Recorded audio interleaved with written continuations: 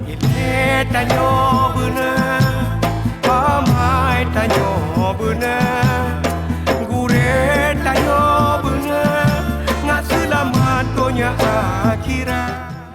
Yang kedua, ketika sedang berlangsung sholat, ada sebagian jemaah mendehem. Tujuannya untuk mengingatkan khatib, untuk mengingatkan imam, jangan terlalu panjang bacaan. Jadi diingatkanlah dengan mendehem. Bahkan ada yang berbalas pantun, kanan kiri uyung, sampai imam itu enggak merasa nyaman lagi untuk melanjutkan bacaannya.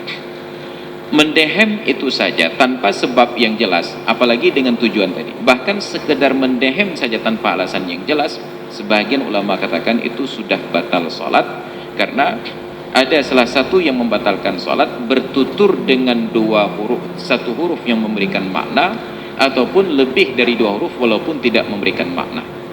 Sebab bahasa Arab itu singkat padat, ra, satu huruf, ra.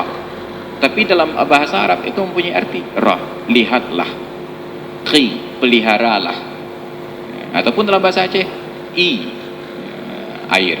Jadi satu huruf yang memberikan makna kita bertutur itu sudah membatalkan sholat. Mendehem itu kalau kita tulis ada tiga huruf, hamzah, ha dengan mim. Kalau tanpa sebab itu saja sudah membatalkan sholat, kecuali ada sebab. Makanya imam yang ketika sedang membaca bacaan di dalam sholat, mendehem itu hanya dimaafkan pada saat membaca rukun yang wajib, rukun qauli, takbiratul ihram, fatihah, tasyahud, salawat dan salam.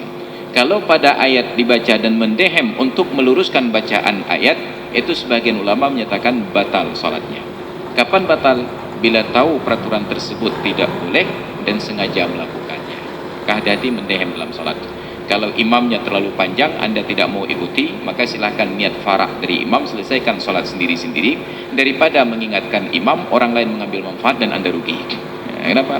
Imam berhenti melanjutkan ayat karena Anda sudah mendehem, orang lain menikmati segera rukuk, sedangkan sholat Anda sendiri sudah batal. Itu dalam bab mendehem tadi.